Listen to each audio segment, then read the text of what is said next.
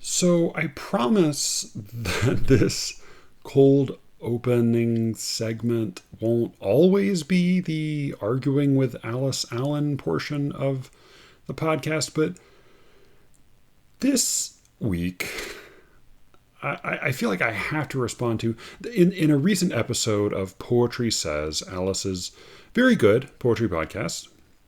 Go check it out. I'll put a link in the show notes as always. In a recent episode, she devoted a pretty long stretch to a discussion of poetry readings. And in particular, she responded to a few things that I said on SLEERICKETS.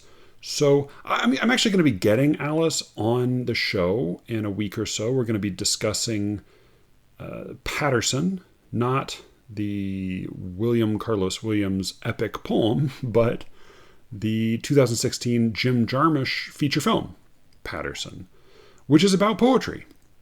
It's a good movie, worth seeing. We're going to be discussing that in a week or so.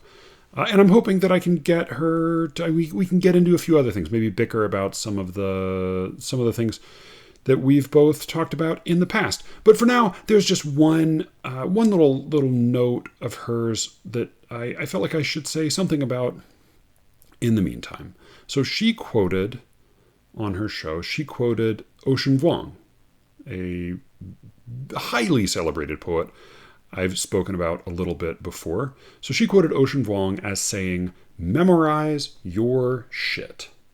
And this was specifically in the context of a discussion of poetry reading. So Vuong was saying, when you give a poetry reading, you should know your own poems by heart. And I basically agree. I think that's pretty good advice. I would just say that I think it's inadequate advice. I'm guessing. So if you're Ocean Vuong, I would wager that at this point in your career, the majority of the readings you give take place in a big dark room filled with people, with a spotlight on you, a stage that you're standing on, a microphone you're standing in front of, and basically a lot of people, a whole shit ton of people out there in the crowd whom you cannot see and who cannot see each other. So that you're performing in a sea of darkness to a crowd of adoring anonymous shades. And in that setting, I would say memorize your shit is just unequivocally good advice.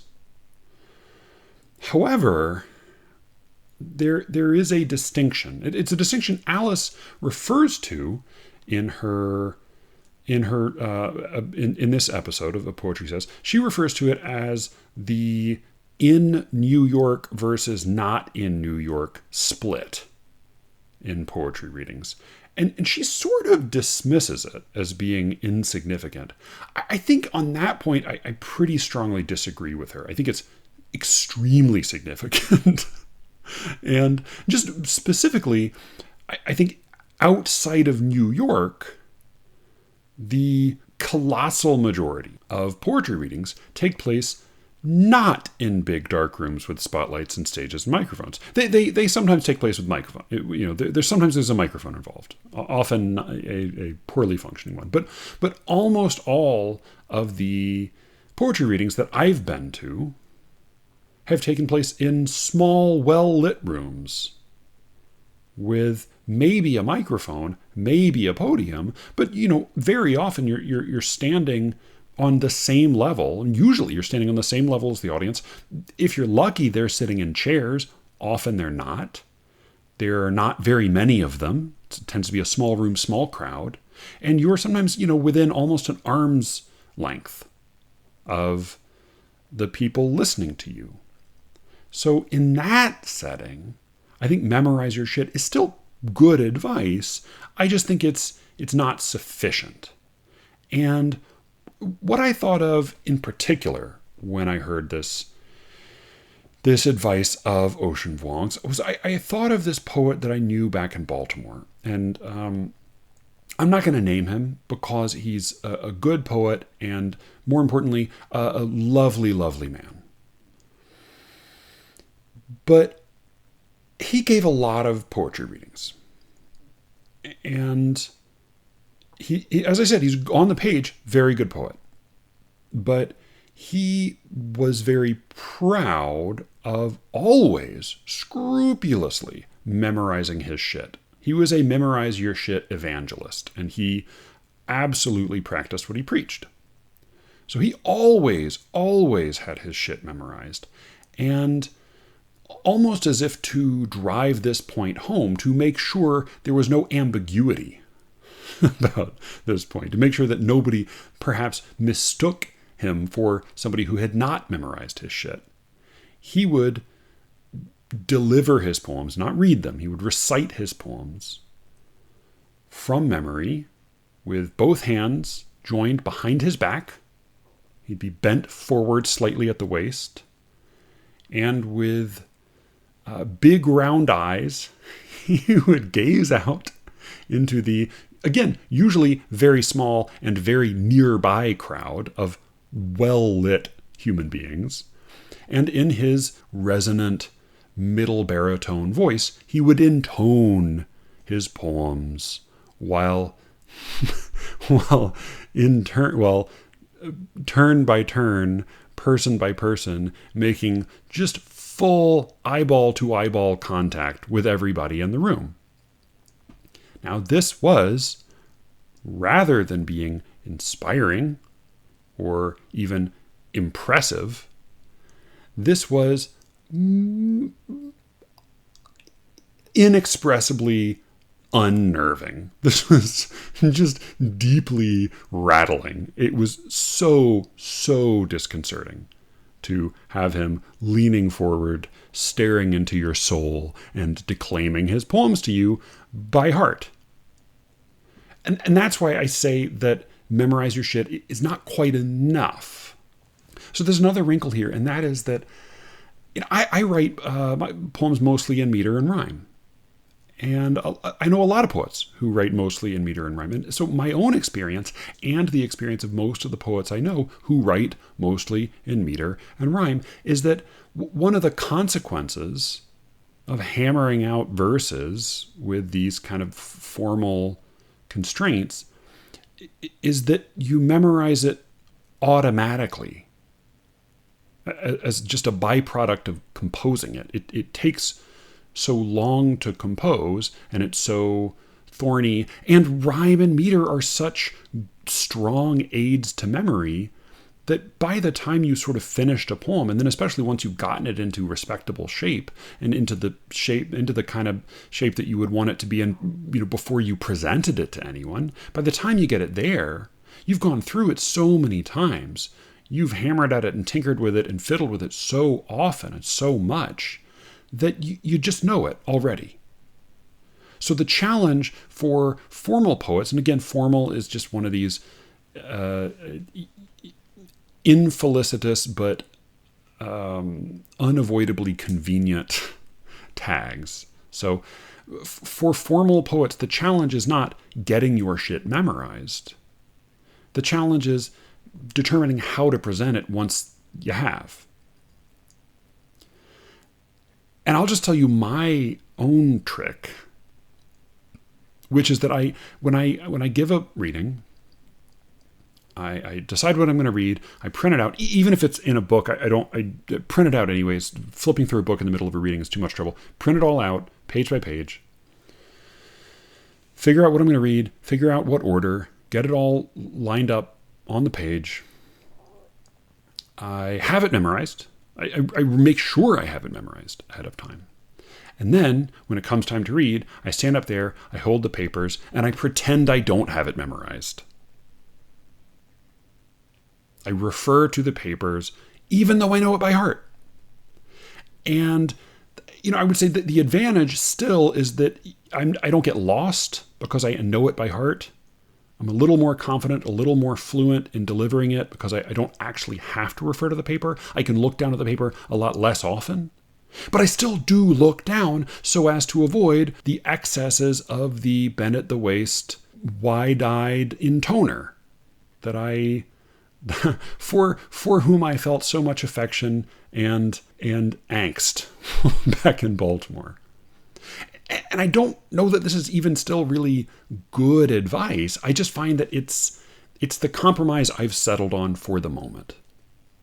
And so, I think once again, if you have listened to any of Alice's podcast, and if you've listened to any of mine, I think what this comes down to is that Alice's advice, as usual, is earnest, open-hearted, and inclusive. While my advice is petty, misanthropic, and self-defeating. I am so excited to get her on the show. I cannot tell you, Alice, we are going to make such a great team. Just you fucking wait.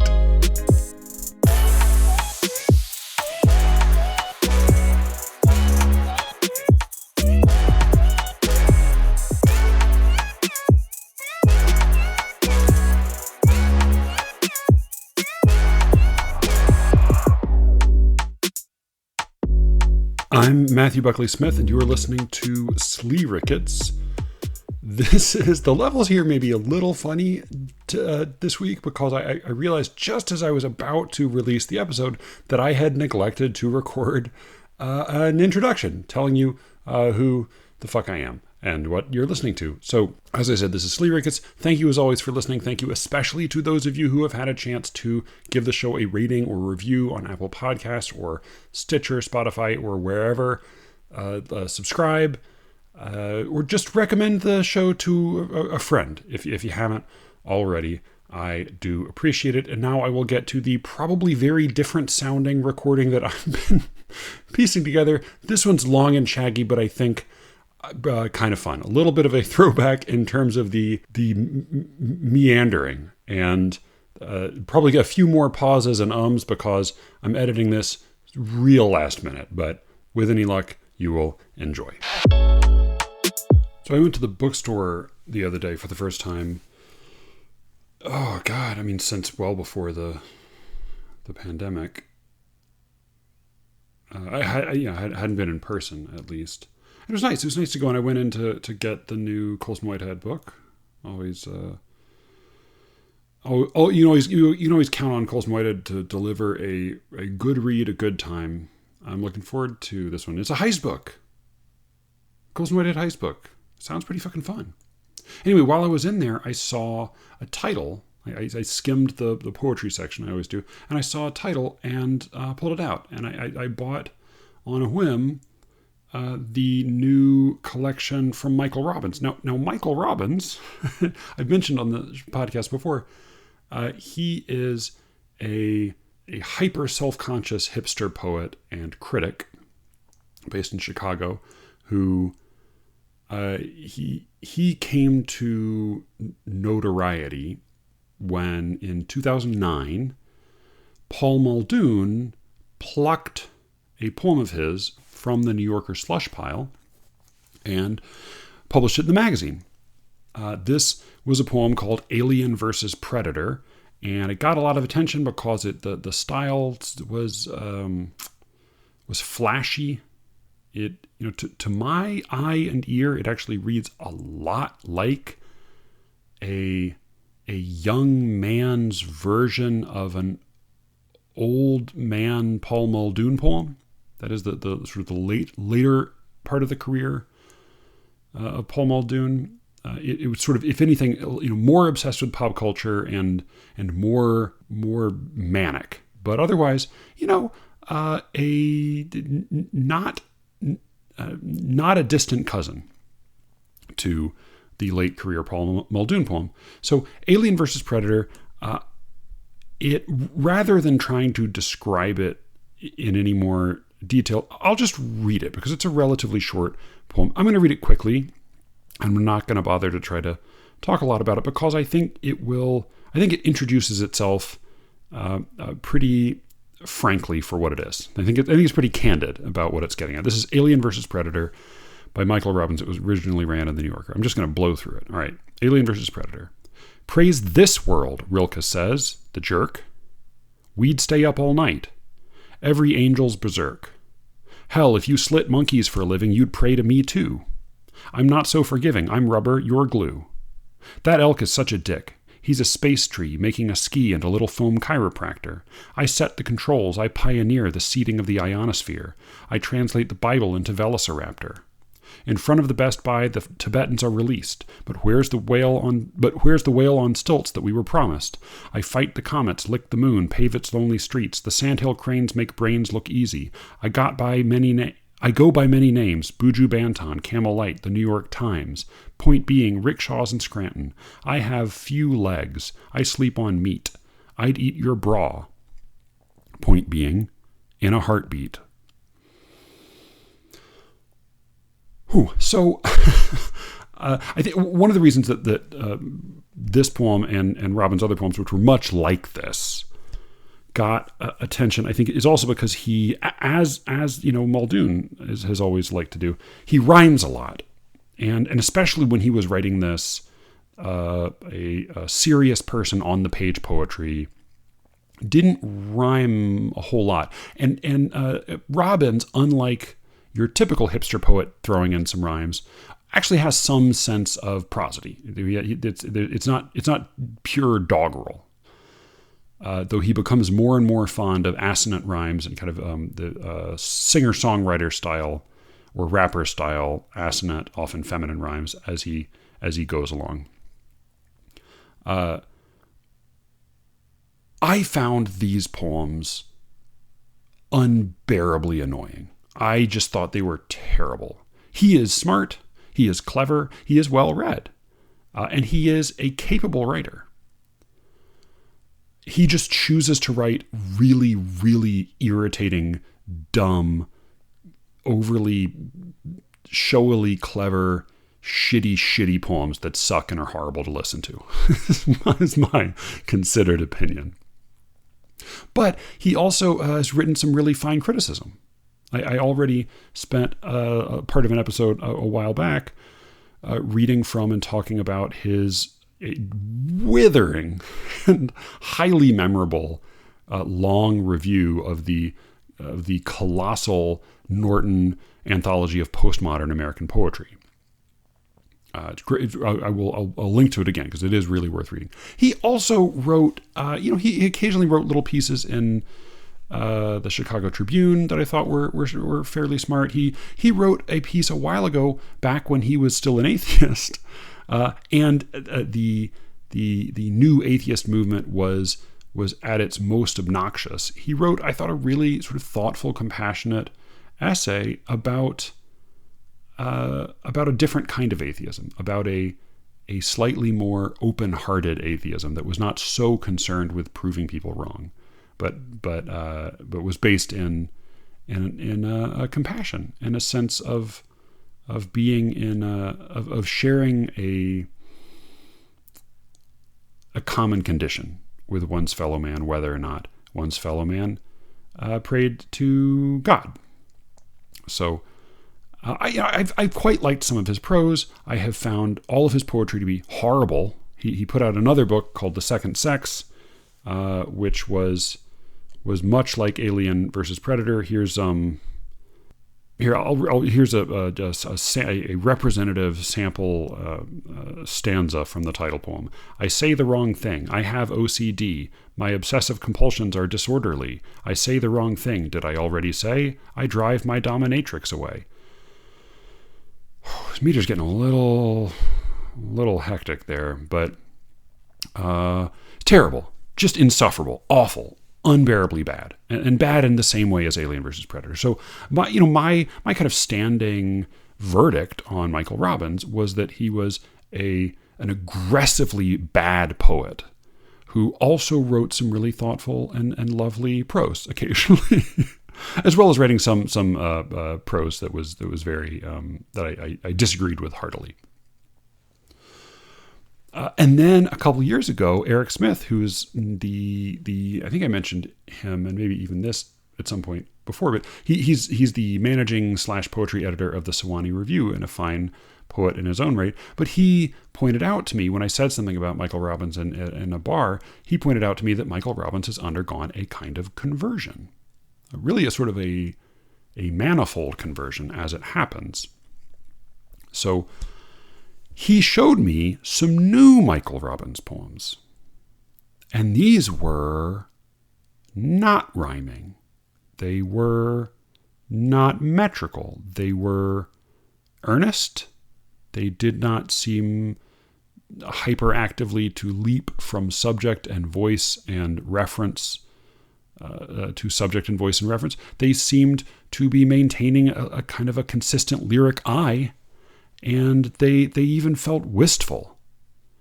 Most significantly, they felt potentially embarrassing, right? Michael Robbins' shitpost style dumb meme poems can't be embarrassing because they are already ridiculous. They make fun of themselves more than anyone else ever could, and so it's impossible to point to them and say, oh, you're insufficiently in on the joke, Michael Robbins. You are insufficiently sophisticated. That's part of what's so odious about them.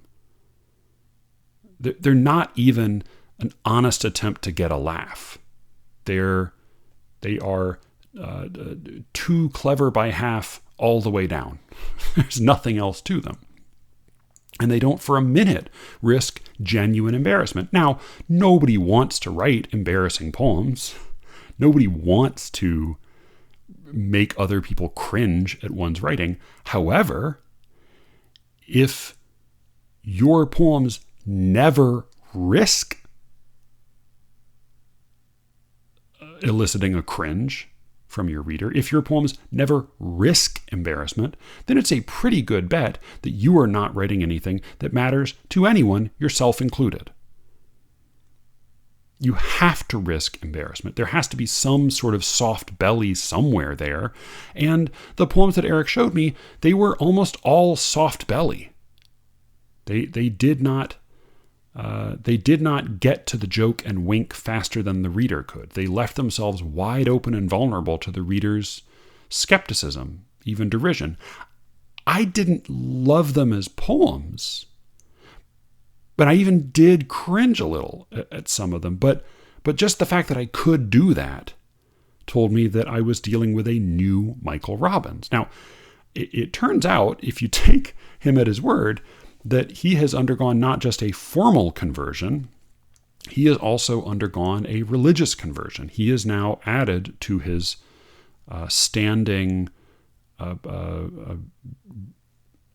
academic-ish, socially conversant, more or less hip leftist American Marxism. He has added to that a bizarrely nihilistic brand of Christianity. It's not even really fair to call it a brand, because he seems to be, it seems to be all his own interpretation, all his own version. He claims he is a Christian, and he also claims to have no hope for anything, including the afterlife. So, as sympathetic as I can be to Marxism, nihilism, and Christianity, each in their turn, and even acknowledge, there are Marxist Christians, or sort of Marxist, sort of Christians. Cornel West obviously comes to mind. Those are not thoroughly incompatible. They have some points of conflict, but there's a little picking and choosing is acceptable. But Christianity and nihilism seems like a hard combination to swallow. That is some chalk and cheese, toothpaste and orange juice shit. My heart goes out to the man, because I don't know what that means exactly, but he does seem to be, he seems to be both feeling wistful and feeling at a sort of a grouchy peace with himself. So Walkman, which is the very bad name of his new book of poems, Walkman it's a good read. I've just read it the once, but it's really breezy. It's really inviting. His voice is quite confident, and it is mostly seemingly a monologue broken up over the course of a few different poems, some of them quite long, in which the poet himself speaks to us basically in line broken prose about his own feelings and some of his experiences in recent years, and quitting alcohol and believing in Jesus and believing in Marxism and loving poetry and having having his heart broken a few times. Though he does rant on a couple of occasions about the use of the word heart in poetry. So I should probably find another way to say that. There are also a handful of poems that are snappy little rhymey, jokey poems. They are, let me see if I can find a representative one here. This one's called Bear, and it has an epigraph from the New York Times. The internet mourned over the weekend after unconfirmed reports that Pedals, a bear that walked upright on its hind legs and was often captured on video strolling around New Jersey suburbs, may have been killed by a hunter. Here's Bear. They shot the bear that walked like a man. They shot some bears that walked like bears. I walk on as few legs as I can. Don't shoot me if I put on airs. So this is, by my lights, sort of, this is like the poor man's equivalent of a Richard Wilbur jokey, silly, dumb riddle poem. Richard Wilbur had a soft spot for jokey, dumb riddle poems. And if you are Richard Wilbur, then you are allowed to write as many jokey, dumb riddle poems as you damn well please. And God bless you. Every significant writer has his soft spots, has his weaknesses, has his indulgences. I'm not a big fan of double dactyls, but boy, Anthony Hecht sure was, and God bless him. Fine. Michael Robbins has a soft spot for these sort of goofy, sort of maybe socially conscious little jokey rhyming punchline poems, and that's fine. That's fine. He even has maybe one or two in here that rise above mere light verse, say, and suggest, achieve something like pathos. I did like. It's a little heavy-handed, but it's also, I think, pretty well done. They say what you love will live on after. What they mean is here's a noose and there's a rafter. I mean, was it Dorothy Parker who has the poem about ways to kill yourself? It's got a little bit of that feel to it, but I'll bite. I don't mind that. Most of the poem, though, is this sort of talky, rambling narration from the poet speaker Michael Robbins, and as I said, it's an enjoyable read. I read it quickly. I read it with pleasure, and I recommend it. It's worth reading. It's good. Again, I think Walkman is just an incredibly dumb title for a book, but what do I know? It is, however, and I hesitate because formal and formally conservative poets love to fold their arms and poke out their lower lips and sniff and declare that such and such isn't real poetry. It's not real poetry. Harumph. It doesn't count as poetry. And there's no declaration that is sort of less credible and less meaningful in poetry criticism than saying, this isn't poetry. Because, of course, insofar as anytime somebody calls something poetry, anytime the writer of a thing calls the thing he has written poetry, we in this country at this moment in time have basically agreed to say, all right, I'll allow it. Sure, fine, that's poetry. That too can be poetry. And, for the most part, that's because allowing that inclusivity leads to the expansion of the definition of poetry. It leads to some new cool kinds of poetry, and sometimes some new not so cool kinds of poetry. But that's fine. We all understand that poetry is a very, very big tent, and there are within it many subcategories, and very few of us genuinely feel comfortable in all of these. So at risk of sounding like an aged, silver-haired harumpher, I think that much as I found the book pretty enjoyable, far more enjoyable. I mean, I can't compare this poem to his previous, or this book to his previous poems, because his previous poems were just insufferable. And this book was genuinely enjoyable, with a few little corny, jokey short poems along the way that, fine. At risk of sounding like a harumpher, then, I don't think this is poetry. Not so much the little jokey rhyming riddle poems. Those are poems. Some of them are really just sort of goofs, but fine. But the bulk of it, the long, rambling, line-broken prose, talky poems, when I say I don't think they're really poetry, I don't mean they're bad. And I don't even mean that it's important that they be labeled something else. I guess I just mean that by labeling them poetry, I am neither aided in my understanding of them, right? I neither gain orientation in how to approach them, nor do I have my sense of what poetry can be enlarged. Instead, it just feels like a mismatch. I mean, really, you could call these personal essays that are just broken up into lines. Or you could call them, what it reminded me of more than almost anything is a podcast. I mean, this could almost be like the transcript of a podcast, complete with little goofy joke poems as interludes, breaking up the long, sort of wistful, quite clever, highly self-aware poetry man monologue.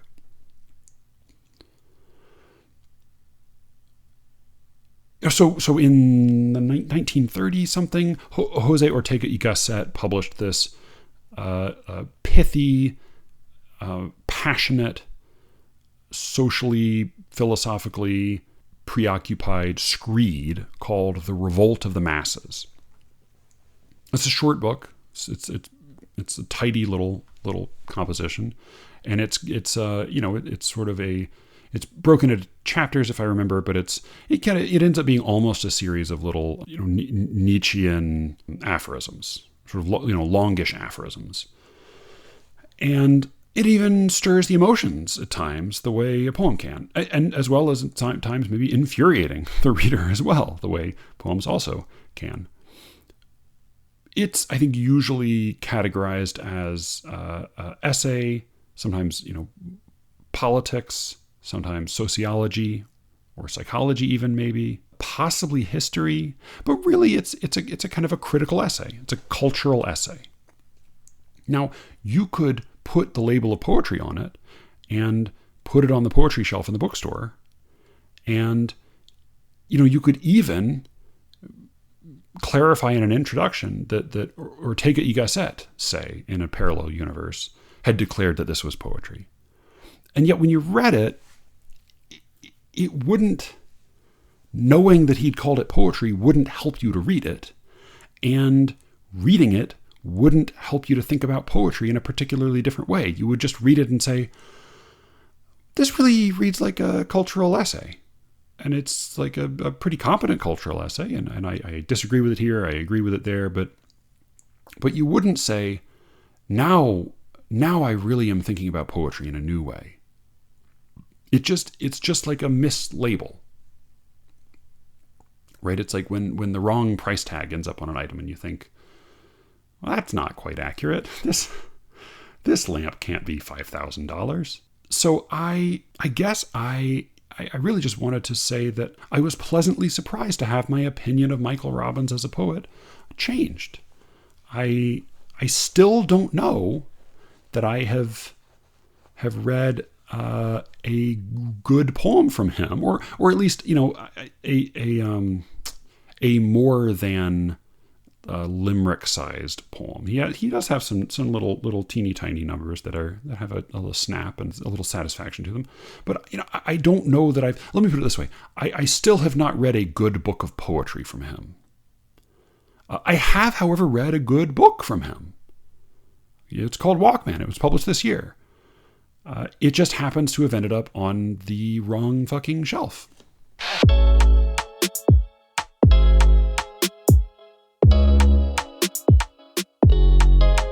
Okay, so the segment you just listened to, I recorded about 2 weeks ago, maybe a little more, and I sat on it because I felt like I wasn't quite done thinking through what I was trying to think about.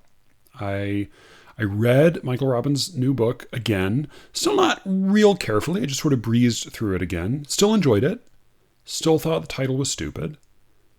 Maybe I'm a little bit less firm in my impression that this is a radical departure. I got sort of more. I mean, it's still a pretty radical departure, but there's a little more of the old Michael Robbins evident than I'd previously accounted for, and I think some of the little jokey rhymey poems are a little more charming than I'd previously given them credit for. I'm going to read this one that I like pretty well. This is just called Poem. It's a little four-liner.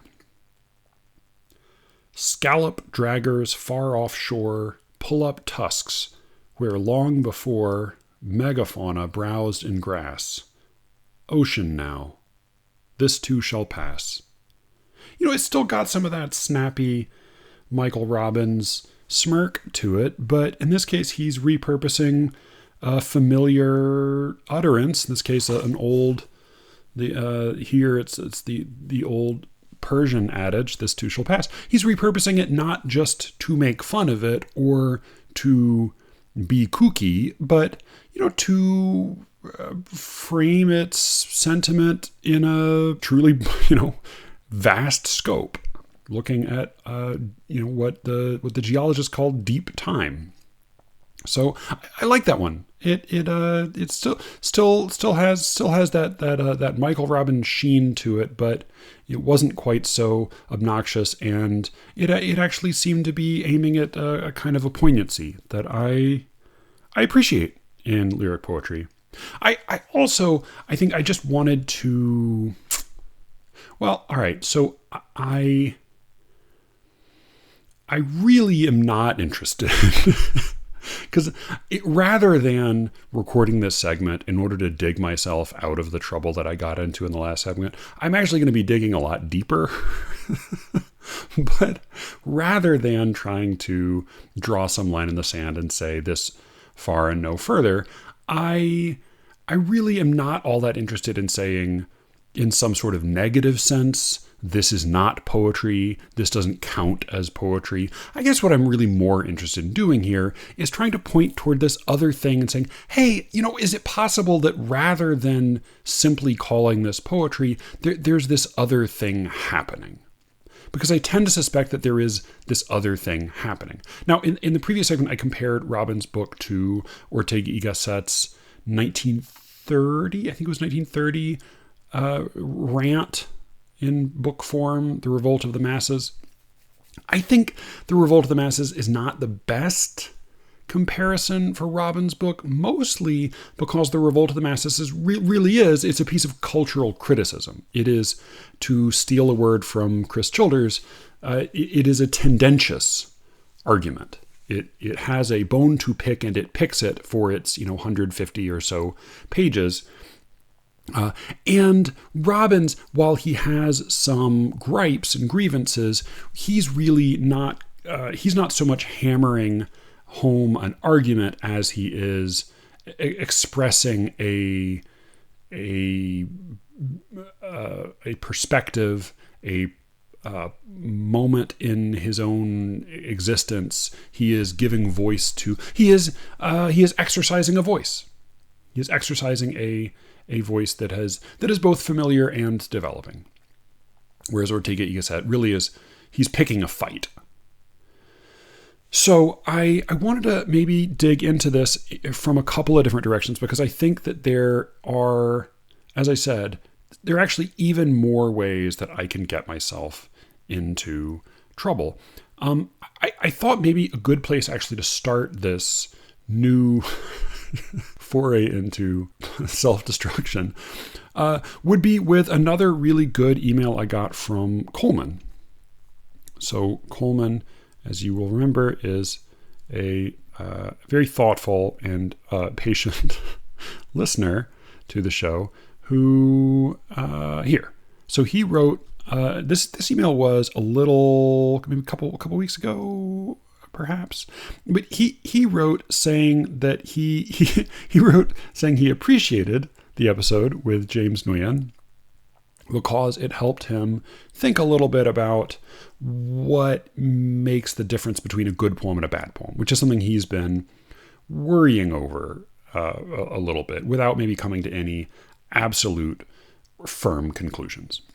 But he has some smart thoughts along the way. So he brings up his father-in-law, who has perfect pitch, as an opportunity to use music as a kind of a point of comparison.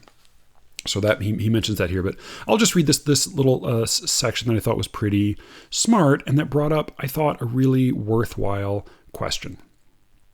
All right. The problem with something like poetry, this is Coleman speaking, the problem with something like poetry, as you mentioned in an episode when you were comparing it to rap, is there's no consensus on what makes it good. It's not just like it is in music, where my musical father-in-law and my musical friend have very different tastes. He talks about his musical friend who's into 12-tone music and sort of contemporary composers, which, though his father-in-law is perfectly equipped to appreciate music, they're not to his father-in-law's taste. So in poetry, broadly defined, there's also no way to differentiate between my mother-in-law's sense of good, bad from my father-in-law's sense of good, bad. I'm really bringing in Coleman's in-laws. He mentions his mother-in-law because his mother-in-law is tone deaf. So she still has her own opinions or her own tastes, but she's not equipped in the same way that his father-in-law is to evaluate music, I guess, objectively, if that's possible. But then he steps back from that to say, or maybe there is at a very basic level. Maybe there is a kind of a consensus or a way to differentiate between the good and the bad for poetry.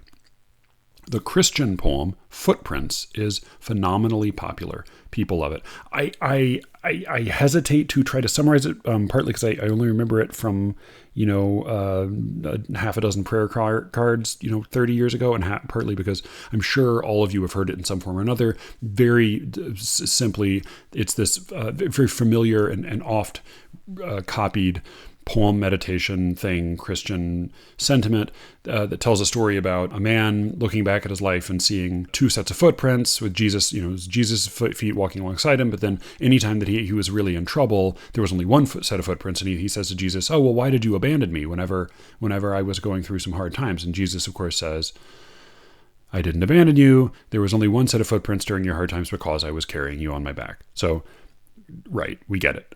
So he brings us up to say it's phenomenally popular. People love it. I'm on board with the basic sentiment it expresses. This is Coleman again. That God is close even in times of struggle. Coleman is one of my very genuine and very thoughtful and considered religious listeners. Can't imagine why a religious listener would tolerate me for 0.2 of a second, but I'm very grateful for all of your tolerance. At any rate, Coleman goes on, but it's not a good poem. He appreciates what it's saying. It's just not a good poem. In fact, I'm not sure it's a poem at all. And I suspect there would be a pretty broad consensus among poets, regardless of their style, that it's not a good poem, because it seems to pay very little attention to the effect of its sounds. So I wonder if the one standard that could be agreed on is that a poem's quality depends in part on the way it uses sound to produce an effect. With that in mind, I can say Footprints is a bad poem as a poem without, to my mind, criticizing the people who love it or even necessarily disagreeing with them, since I don't think their affection for it is particularly attached to things that make a poem a poem. I think all of that seems pretty sound. He goes on to say, I don't know if anyone thinks sound is the only factor in poetry, but beyond sound, there seems to be infinite variety in what different people identify as essential to poetry. For me, it's the way a combination of word sounds, word meanings, line sounds, rhythm, line meanings, movement, coherence, meaning of the whole, blah, blah, blah, blah, blah, blah, blah. All right, so I'll break off there. He goes on, the point he brings up, at least for consideration, is the possibility that sound might be really the crucial criterion for distinguishing between poetry and non-poetry, or worthwhile and not worthwhile poetry. And I think it's a pretty damn good one. I think it is certainly one that many other far better thinkers and poets than I have taken to be kind of the central question. Frost said, among other things, I think he was the one who's usually credited with saying that poetry is what gets lost in translation. Now, much can get lost in translation other than sound, but sound is the first thing that is lost in translation. When you change the meaning from one language to another, the very first thing you lose is the sound. And of course, along with that, you lose, if you're dealing with poems by somebody like Frost, you lose all of the meter as well as all of the rhyme, the alliteration, the assonance, all of it. Even if you expand Coleman's standard from sound in its raw sense to even the translate the untranslatable quality of poetry, the stuff that you could not paraphrase to save your life. You can't paraphrase rhyme. You could replace one rhyme with another, but it's still not even the same rhyme. There are some rough attempts at transliteration where people try to make one language sound like another, which maybe can work for little bits and pieces and moments. Most of the examples that I have ever heard of were basically dirty jokes rather than being actual attempts to carry sound over genuinely. Even among serious classicists today, at least, well, I'll say the classicists I know who translate ancient Greek and Latin poetry into English, not in all cases, but in many cases, as a kind of standard, they tend to translate one set of sounds into another, so that the snappiness of a Latin epigram doesn't land quite the same way in English if it doesn't rhyme. And so they will impose accentual syllabic meter and rhyme where a mere quantitative meter was present before, and so on and so on and so on. So poetry is definitely what gets lost in translation. If you want a really tidy and old, familiar, sturdy example of this, one that's always ready to hand is Sun Under Wood. For those of you who, I'm assuming this sort of goes without saying for most of the people listening. If you happen to be the handful of people who listen to this who don't already spend a lot of time thinking about poetry, then God bless you too. You, like the religious listeners, I'm baffled by and grateful for. But just as a real quick example, Sun Under Wood, which is an old anonymous Middle English poem. It's like 700 or 800 years old. Very, very short poem, very, very well known, and completely untranslatable.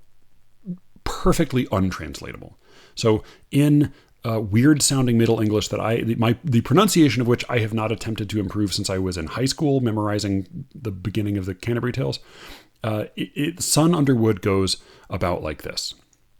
Nu goth sona under woda, mi ruith mairidis di feroda, nu goth sona under tre, mi ruith mairidis sonende. So, now goeth sun under wood, me ruith Mary the fair road.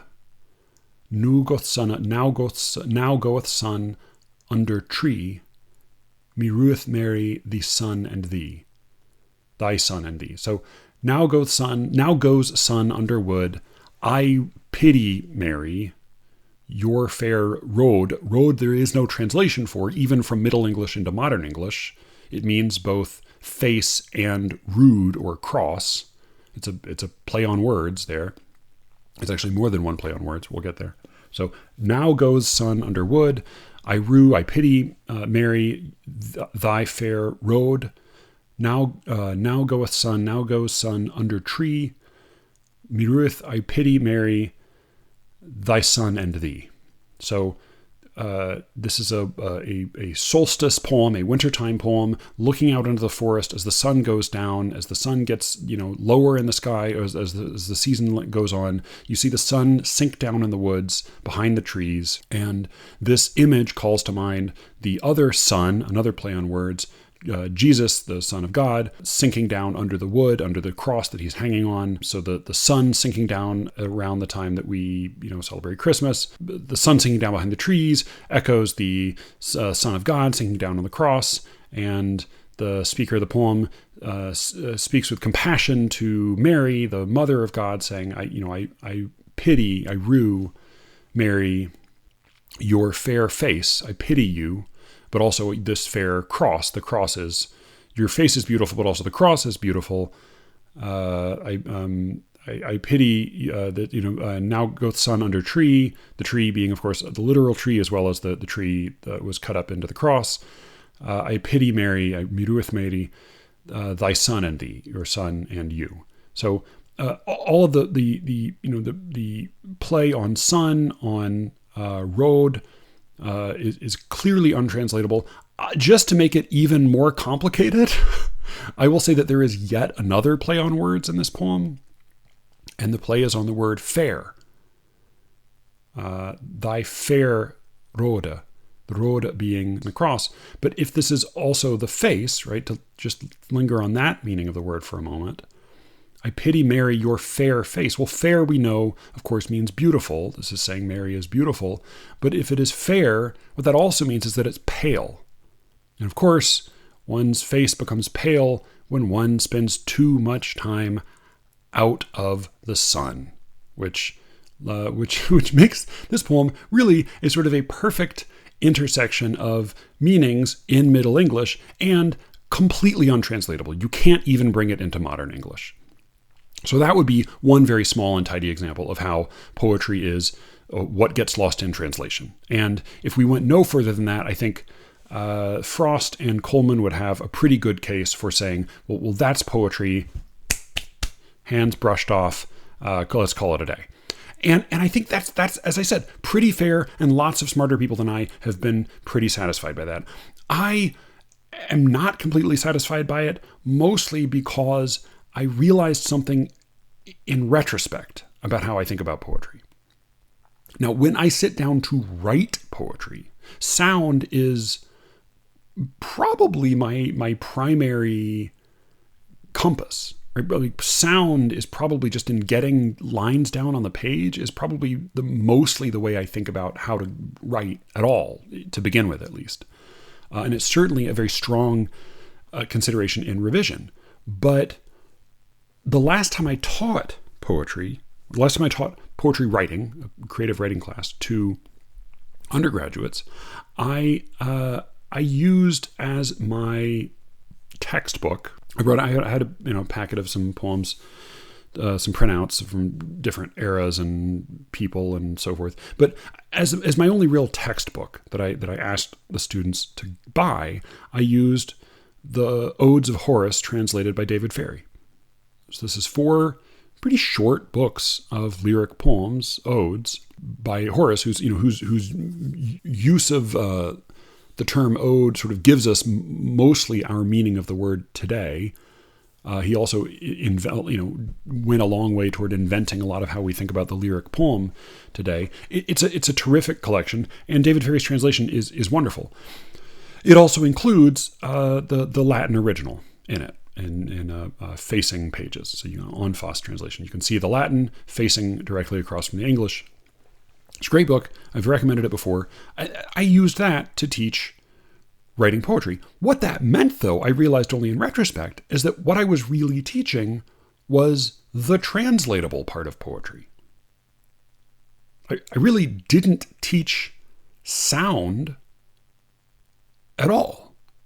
Now, I didn't say that one should not learn sound. I didn't dismiss sound to them. In fact, I made a point early on of saying, here's this enormous thing I'm just not teaching you this semester, because it's a 1-semester class. And like any 1-semester class, or honestly any class at all on writing poetry, it's necessarily just excruciatingly narrow. So I chose, for the purposes of this one semester introduction to poetry for undergrads, to say, let's look at rhetorical shape rather than metrical prosodic shape. Let's just look at the shape of the argument. And so we talked about writing encomia and elegies and maledictions and benedictions and so on. We took the arguments of Horace's poems and we used those as models. And I think that, I guess that is,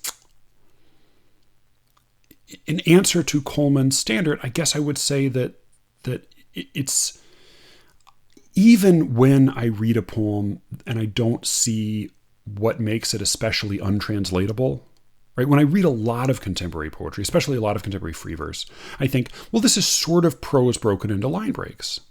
But I think there is a difference between just talky talk that could be broken into prose theoretically, and something like a poem that has emotion to it. And this is what I did find really lacking in most of Robbins' book. All right, so like a really simple example of this, really simple example, would be Shakespeare's Sonnet 73. Shakespeare's Sonnet 73, maybe one of the greatest sonnets in English, makes a very simple argument. Now, it rhymes, it's in meter, it is beautifully written. I would not ever want to impose a non-English version of it on anyone. However, it's totally translatable, or at least the argument of it is translatable. It has a shape to it. It has an elegance to it that you could, pretty easily imagine rendering in another language. I think I know it by heart. I should know it by heart. Probably all of you already know it pretty well anyway, but here it goes. Sonnet 73 by Shakespeare goes, That time of year thou mayst in me behold, when yellow leaves, or none, or few, do hang upon those boughs which shake against the cold, bare ruined choirs where late the sweet birds sang. In me thou seest the twilight of such day as after sunset fadeth in the west, which by and by black night doth take away, death's second self, which seals up all in rest. In me thou seest the glowing of such fire that on the ashes of his youth doth lie, as the deathbed whereon it must expire, consumed by that which it was nourished by. This thou perceivest, which makes thy love more strong, to love that well which thou must leave ere long. That's it, I think, pretty well. I may have muddled a couple of the little connecting words in there, but I think I basically got it there. And it's a pretty straightforward argument. There are some really wonderful niceties in the language on a phrase by phrase and line by line level, but basically it's broken into these four rhetorical sections. In the first, he says, "Hey, I'm getting old, and you could imagine me being like the season of fall." And then in the second, he says, "I'm getting old, and you could imagine me being like the twilight part of the day."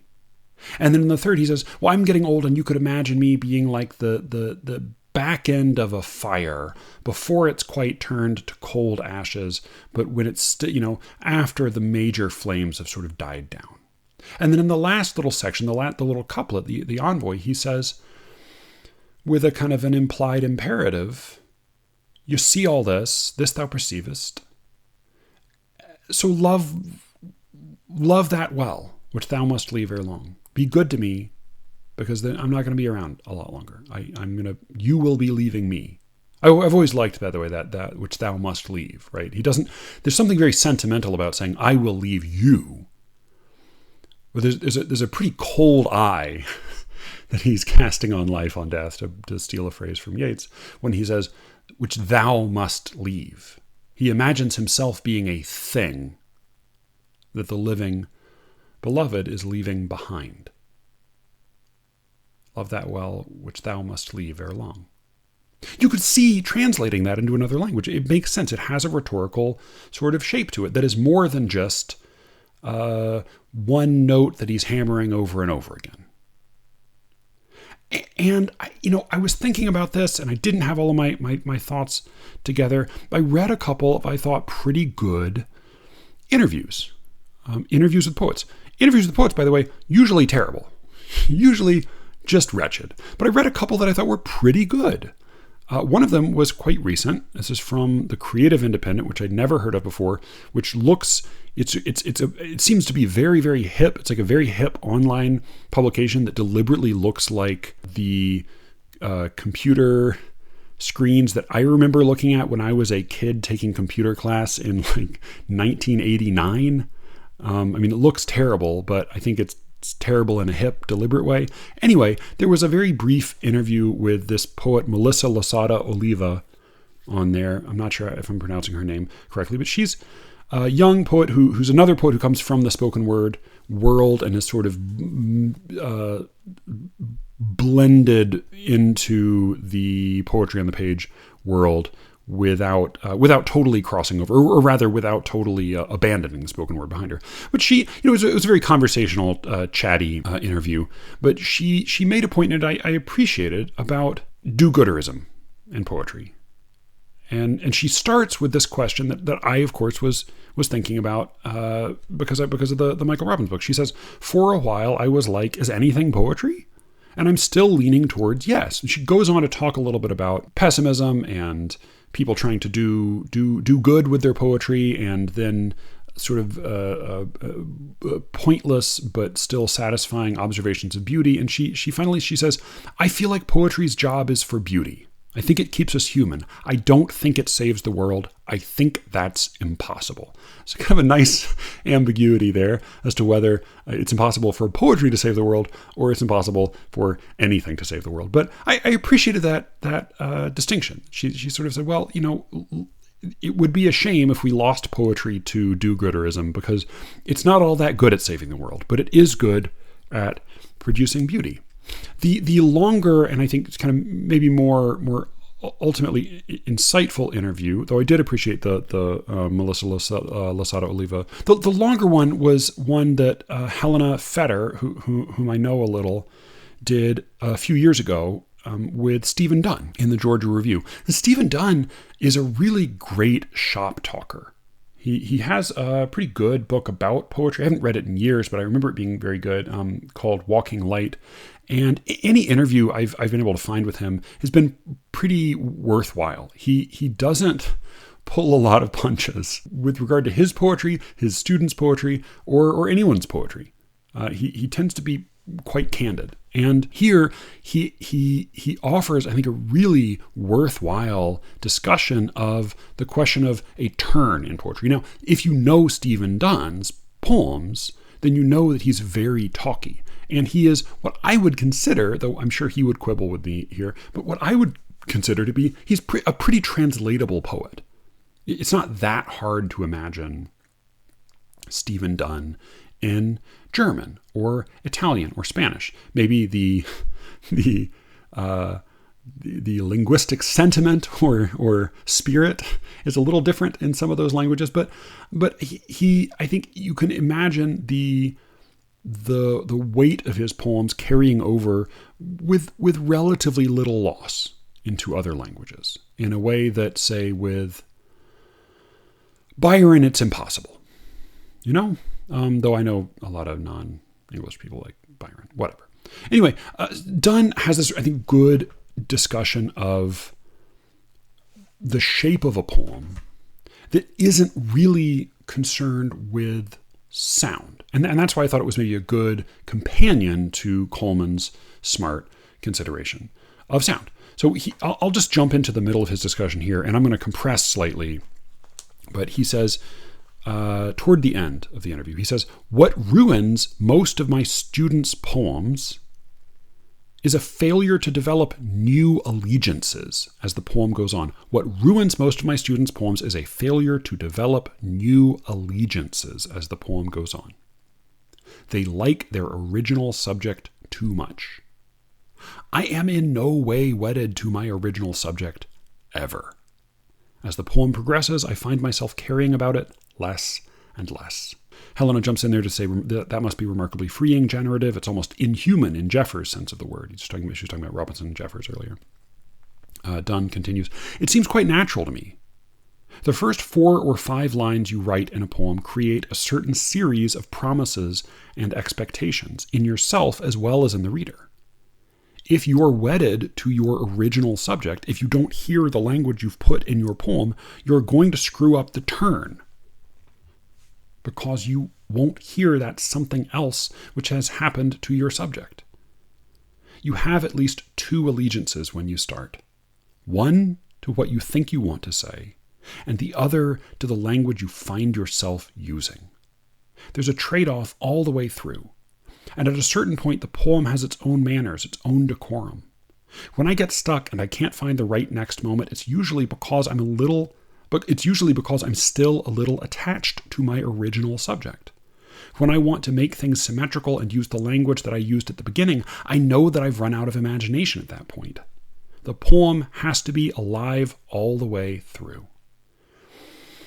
And that, I think, clarified for me some of what I was chewing over in the Robbins book, because I think that setting aside some of those little tidy rhyming lyrics for the long rambling poems of confession, they're kind of like low impact confessional poetry. I'll just give you the very beginning of the book. This is Michael Robbins. The very beginning of this book, Walkman. First poem's called Walkman. I didn't mean to quit drinking. It just sort of happened. I'd always assumed it'd be difficult, or not difficult exactly, but impossible. Then one New Year's Eve 20 years ago at the VFW, Craig and I were drinking beer from brown bottles, peeling the labels off into little confetti nests.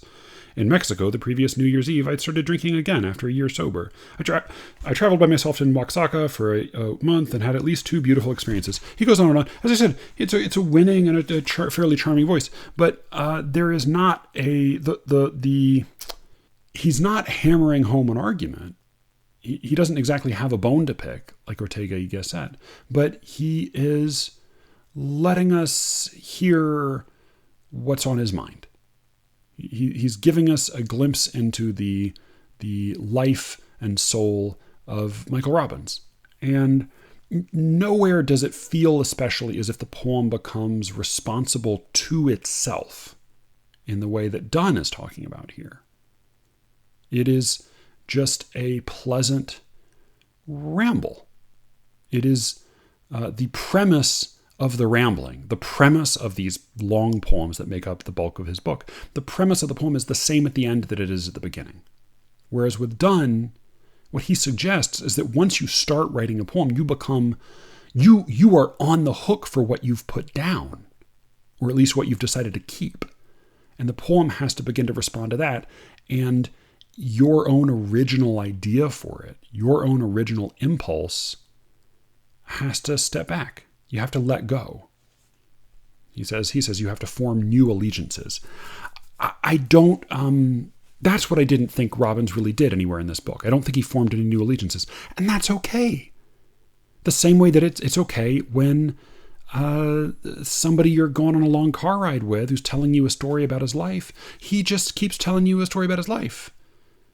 He just rambles on. He tells you about another thing. He tells you about another one of those beautiful experiences in Oaxaca. Oaxaca, I guess is how you're supposed to say it. Pronunciation doesn't matter. And that's all right. As I said, it's perfectly pleasant to listen to. And while it's not really like Ortega y Gasset, it is quite like a podcast.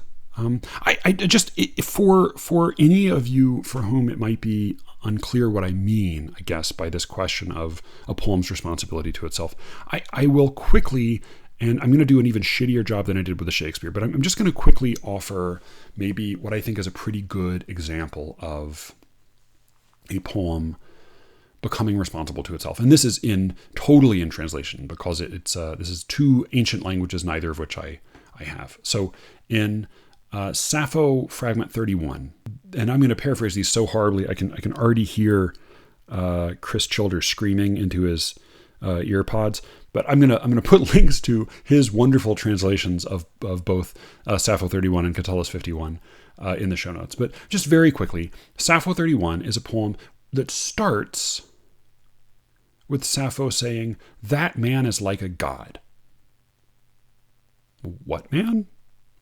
Well, as the poem continues, we hear, well, that man is like a god who sits next to you. Because she's not actually praising the man, or she is praising him, but she's praising him because of the light reflected onto him from the woman that she really loves. She's so bedazzled, she's so astounded by this woman that just the person next to this woman is godlike to her. Sappho then, after sort of marveling at the godlike presence of this man adjacent to the woman she loves, Sappho then considers her own proximity to the beloved. And she says, well, unlike this guy who's able to sit there and drink you in, when I hear your voice, when I see your face, my throat dries up and I feel sick and I get a chill in my limbs and my eyes black out and I fall over like I'm dead. I go green, like grass. Now Sappho's poem breaks off. It's a fragment. We don't have the end of it. But Catullus, hundreds of years later, translated her poem from, I think it was Aeolian Greek. Again, I can hear the faint screams of Chris Childers. Future. Sorry, Chris. He translated her poem from Aeolian Greek or whatever Greek it was into Latin in the 1st century BC, and he continued the poem. So he addresses it. He starts again with the man standing next to the woman, but he's talking about a specific married woman, and he is using Sappho as a stand-in for his beloved. He calls his beloved Lesbia because he doesn't want to use her real name in his poems. He is similarly dumbstruck when he looks at his beloved. And then he turns again and considers, well, what sort of a lover is he? And he ends the poem having admired the man who stands next to the beloved, having then shaken his head at his own inability to stand up straight in the presence of the beloved, he says, what's your problem? Otium, idleness, as it's sometimes translated, or I think Childers calls it free time, otium, idleness, free time, laziness. That's your problem, Catullus, laziness. You're not seizing your opportunity. You're not acting. You're just sitting by. And his gaze from there widens further. It's not just that he is losing this woman because of his idleness or his laziness. This is the same idleness that has cost kings their kingdoms, that has brought about the destruction of whole ancient cities, now lost to time. So the poem is very far from simply wagging a finger at one particular hang-up or one particular feeling. It moves on the occasion of itself into another kind of consideration, into another kind of meditation. You see this throughout Horace as well, and throughout pretty much any worthwhile poem. The poem very seldom stands still in its one initial perspective. It tends to respond to what it is said as it goes along. And the Robbins poems don't, and that's why rather than saying these are bad poems because poems should do this thing that they don't do, I'm inclined to say, well, they're just sort of maybe not poems. If I think about the Ortega y Gasset book again, which again is not a great book, but just to characterize it for a moment, this is a short, elegantly written book with an extremely controlled and brilliant, insightful speaker with a particular point of view, one I don't entirely share, but who has a specific criticism about modern life, about his culture, and early 20th century Spain. And he swings that axe, he swings that hatchet over the course of this 150 pages or so, again and again and again and again, in example after example after example. This is a book that, as I said, is a tendentious. It follows a particular tendency, a particular itch, a particular hankering for a fight. This is the kind of book that you can imagine the voice of the book saying, and another thing, right? You could easily imagine this book having an extra chapter, or maybe one fewer chapters. And it wouldn't be changed radically, because it's not as if it really pursues a single arc of an argument from beginning through middle to end. It's more like a series of entries in an ongoing gripe. And it's totally gripping. It's totally worth reading. And it is written with great economy and great precision. Even in translation, that's evident. Now, this is not, as I said, really very much like what Michael Robbins is doing, but it is, I think, quite like what, say, Claudia Rankine was doing in her 2014 book, Citizen, which was celebrated as a collection of poetry, but I think probably wrongly so. Now, again, not because I'm interested in saying who, this counts as poetry and this doesn't. The National Book Critics Circle nominated Citizen both for Best Poetry Collection that year and for Best Criticism, Best Book of Criticism. I think tellingly, because really that's what it was. It was a book of cultural criticism. It's a very smart book of cultural criticism. It's an extremely lucid book of cultural criticism. It is cutting. It is memorable. It is furious and very supremely controlled. You could imagine it having another chapter, or you could imagine it being one chapter shorter. And while you might say, "Oh, I would miss this section, on the tennis," or "I would miss this section on the confrontation in the car," you also could imagine maybe one extra section that would be pretty good, and it wouldn't fundamentally change the shape or the impact of the book. In the same way, it's not as if the book is a series of really keen standalone numbers. It's a book that says, and another thing. It is tendentious. It has a bone to pick with modern life, and it picks it very, very skillfully. As I've said, I did briefly study under Claudia Rankine, and holy shit, man, the woman was never anything if she was not in control. Her language and her intelligence are always just breathtakingly, bracingly controlled.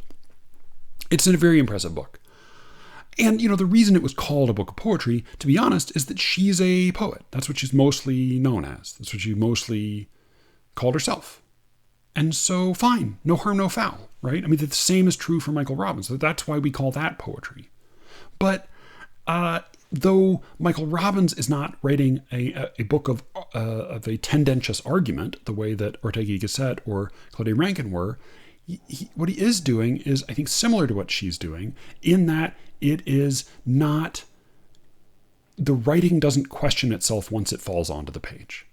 It doesn't form new allegiances because of what has occurred on the page. It comes into the room with an agenda, and it retains that agenda, or it retains that perspective, or that attitude, or that outlook from beginning to end. Again, rather than saying that this means it fails as poetry, I'm inclined to say, well, call it poetry if you like. I'm not going to fight you. But I think maybe it would be better termed something else that would account for what's happening here a little bit better. So a couple of other things came to mind. I'm wrapping up here. I know this has gone long, and I'm not gonna throw in another poem at the end of this episode. I'm also probably not going to edit it very much, because though I recorded the first segment 2 weeks ago, I'm recording this segment probably mere hours before I'm going to release this. So it's going to be a little shaggy on the back end today. But a couple other things came to mind. I had a conversation with my friend Ryan Wilson about some of this. Again, as with anyone else I've cited here, Coleman or Chris Childers or Ryan, the troublesome opinions I may express here are mine and mine alone. I don't want to get anyone else in trouble. But he suggested that maybe part of what was really in question here was personality. But maybe what we're really talking about here, and with, I see the same thing in the slush pile sometimes, in poetry, in prose. I will get work and I'll say, well, maybe this is broken into lines, or maybe it's broken into paragraphs. Maybe this says that it's an essay with a particular title. Maybe this says it's a poem or a story with a particular unit of storytelling or of lyric to it. But really, it just feels like more stuff in a particular tendency or direction, or with a particular attitude, a particular outlook, in a particular vein. It feels like more stuff of which we could have even more or slightly less, and it wouldn't fundamentally change what we're dealing with here. I think what Ryan said about personality really struck a nerve. I thought about something else that I'd heard. So Felix Biederman, one of the hosts of the widely beloved and despised podcast Chapo Trap House. So he said, and this is pretty close to a direct quote, if not exactly. He has said, podcasting is easy, but only some people can do it. Podcasting is easy, but only some people can do it. I take that to be a more conversational way of saying that the skill to talent ratio required to produce a successful podcast is exceedingly low. It's unusually low, right? That you don't have to work all that hard, but you have to be the right person. You have to be born with something. Podcasters are born, not made, would be another way of saying that. I don't really agree. I don't really think that's exactly true, but I think it is getting at something. The same way that Ryan's observation about personality was getting at something. And the same reason that I initially did link the Ortega y Gasset to the Michael Robbins, though they're not really the same thing. They're not doing exactly the same thing quite. I think they are fundamentally coming from the same place, which is that I think all of these are really, and the same goes ultimately for Claudia Rankine's book. This is what we call now content. The nature of, so one of the quirks of podcasting is that the medium is friendlier than almost any other medium other than maybe Wikipedia to digression. Podcasting loves digression. You can get lost, you can go down a rabbit hole all day long, and for the most part, if people like listening, they will continue to listen. And that tells you something, I think, worthwhile, which is that as with, as your parents always told you about that great professor in college, it doesn't necessarily matter what course she's teaching. What matters is that she's teaching it. What we're really interested in is not so much the matter as the personality. Now, I don't flatter myself that my personality is especially winning, and I have no real way to account for whatever effect any of this might produce when I put it out there. But I will say that when it comes to Michael Robbins, when it comes to Claudia Rankine, when it comes to Ortega y Gasset, when it comes to a lot of podcasts I listen to, they often do have the same bone to pick week after week. They often do have a similar note to strike. And they often do get lost in digressions. I mean, that's the other thing that happens. Good Lord, throughout Walkman, is just wild digressions in the midst of quite long poems, much of which gets swallowed up by some note that came up halfway for no particular reason. But throughout, there is a consistent voice. There is a consistent attitude. There is a consistent outlook. And that outlook is not fundamentally questioned because of what it is said a moment before at any point throughout. Now, so what? So who gives a shit about any of this? Maybe nobody, probably nobody. But it struck me that there is a thing here maybe happening. And one final thought that came to mind when I was chewing all this over. I read this little essay in LitHub. So this is an essay that came up in LitHub recently. This is called In Defense of Poetic Plagiarism. This was written, it's published October 6th by Sam Riviere, who's a British poet and novelist. He, by the way, his new novel, which is called Dead Souls, is apparently a just rattling, bonkers, speculative fiction in which it takes place in an inconceivably exotic world where poetry is important. So I have actually just confirmed that I am going to make Brian Platzer read this book for your listening pleasures. That'll be coming up down the road, a probably furious discussion of Dead Souls by Sam Riviere with our friend Brian. But in the meantime, I read this little piece on poetic plagiarism, and God bless the man, he's coming up with a piece to help promote his book. His book obviously is about poetry, and plagiarism is a part of it. He takes up a kind of an anti-straw man argument in this piece where he says, hey, remember 10 or 15 years ago how everybody was really mad about poetic plagiarism? Hey, wasn't that bullshit? And man, doesn't it suck to have all these poetry cops monitoring us and telling us that we can't copy and borrow things? Because that's really what poetry is all about, is copying things. It's sort of an argument that responds to claims that no real person is actually making. If you remember any of the poetry plagiarism scandals from like 10 or 15 years ago, most of them were cases where people lifted poems wholesale from relatively obscure poets, entered them directly into contests, and then won money with them. So this was not great, good artists borrow, great artists steal. This was just, this was like a shitty low-level scam.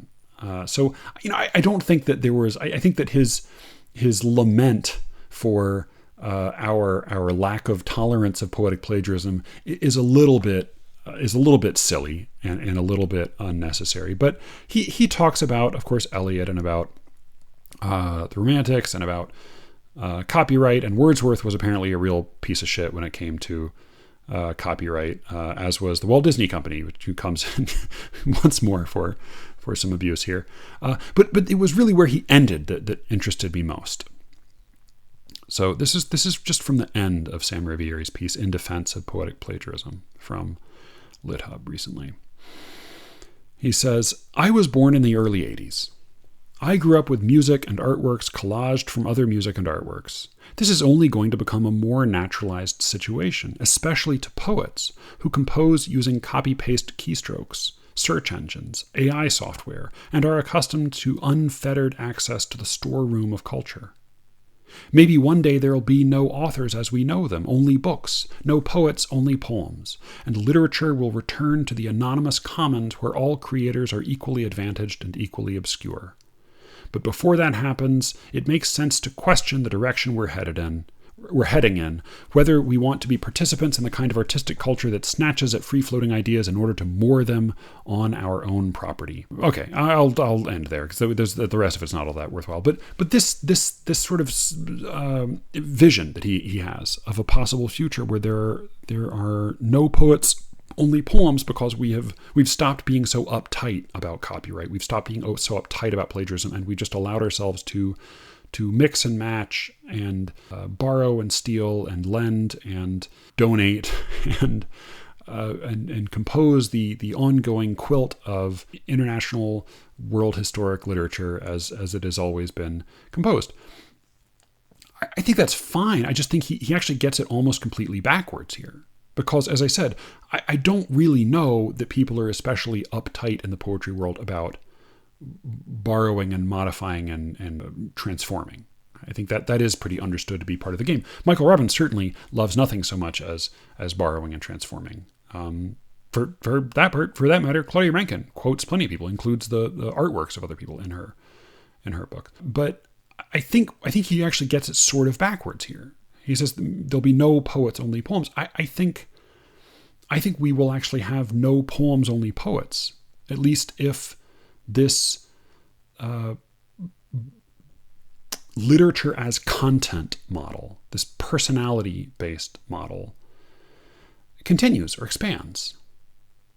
If we're really dealing with a personality that curates various influences and produces a reliable voice, a reliable attitude, a reliable tendency, a reliable argument, a reliable gripe, that's what we go back for, whether it's to a podcast or a book or to whatever the format is supposed to be. What we're really dealing with is content. And so what defines this is not an individual poem at all. That shape of the individual poem, as Stephen Dunn might think about it, I think is going to be less and less significant the more we look to personalities to provide us with literary content, to use a truly loathsome phrase. I think that we will be in the exact opposite of the world that Sam Riviere foresees. Though I can't say I hope so. In fact, I hope that he's wrong. I enjoyed Michael Robbins' book. I enjoyed Citizen. Citizen was a more bracing read, but I enjoyed it. It's a good book. They're both good books. But for my money, I do hope that individual poems survive. I hope they carry the day. I am far more interested in Now Goeth Sun Underwood than I am in whoever fucking wrote it, whose name we don't remember anyway. But with that, I've gone on for way too long. It is extremely late. I have a lot of editing to do tomorrow, and I'm gonna call it. So thank you so much for listening. I'm hoping this won't be insanely long. I'm hoping I'll be able to compress it a little bit. Sorry for the shagginess. Remember, next week I'll be talking with Alice Allen of Poetry Says about the movie Patterson. So check that out if you have not yet. I think it is on Amazon. I think they paid for it. So that's Patterson by Jim Jarmusch. I'll be talking about that with Alice Allen. In the meantime, you can reach me as always at SLEERICKETS@gmail.com. Thank you so much for listening. And with any luck, I will be speaking to you again very soon. Until then.